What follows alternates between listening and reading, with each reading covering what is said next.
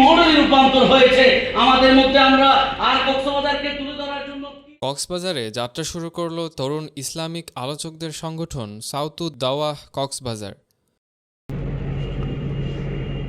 20 August বুধবার কক্সবাজার জেলা পরিষদ মিলনায়তনে এক বর্ণিল আয়োজনের মাধ্যমে আত্মপ্রকাশ করে সংগঠনটি।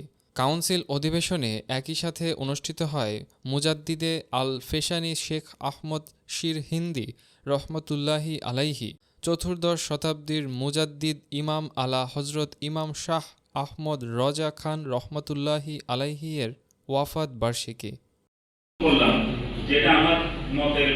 2025-26 সেশনে সংগঠনটির চেয়ারম্যান নির্বাচিত হন তরুণ ইসলামিক আলোচক মুফতি আব্দুল আজিজ রজভী, মহাসচিব মাওলানা সাইফুল ইসলাম রজভী, সাংগঠনিক সচিব মাওলানা সিদ্দিকে আকবর মেহেরি এবং খাজা মোহাম্মদ বাকিবিল্লাহ সাজ্জাদকে অর্থ সচিব করে 60 সদস্য বিশিষ্ট কমিটি ঘোষণা করা হয়। কাউন্সিল অধিবেশন শুরুর পূর্বে আলোচনা সভা অনুষ্ঠিত হয়।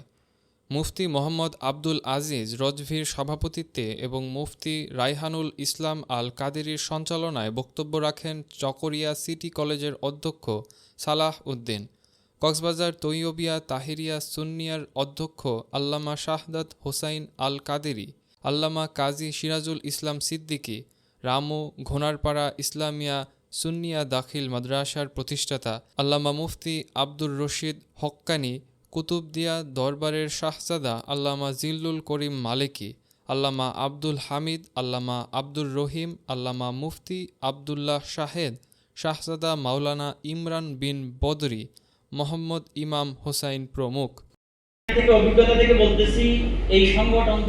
বক্তারা বলেন, প্রজন্মকে ইসলামের সঠিক রূপরেখা আহলে সুন্নাহ ওয়াল জামাত তথা সুন্নি মতাদর্শের দিকে অনুপ্রাণিত করতে এবং ইসলামের নামে প্রচলিত বেদাত কুসংস্কার ও ভণ্ডামি প্রতিরোধ করতে এই সংগঠনটি ব্যাপক অবদান রাখবে।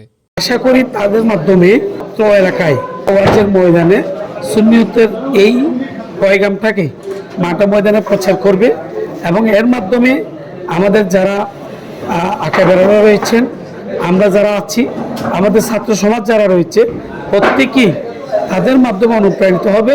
এই অনুপ্রাণিত হওয়ার মাধ্যমে এদেশের সুন্নিয়তের কায়েম হবে। এই সাউথুদ দাওয়াহ যে সুন্নি জামাতের যে কণ্ঠস্বর, এর মাধ্যমে আমরা আহলে সুন্নাত ওয়াল জামাতের মতাদর্শকে আমরা প্রচার করব এবং এর মাধ্যমে আমরা প্রতিটি উপজেলা ভিত্তিক আমরা সুন্নি প্রতিষ্ঠান সৃষ্টি করব।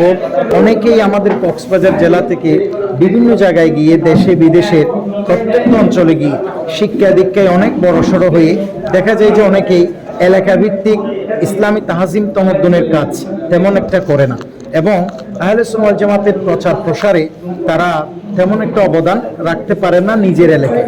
তো সেই গণ্ডি থেকে আমরা পেরিয়ে আসতে চাই।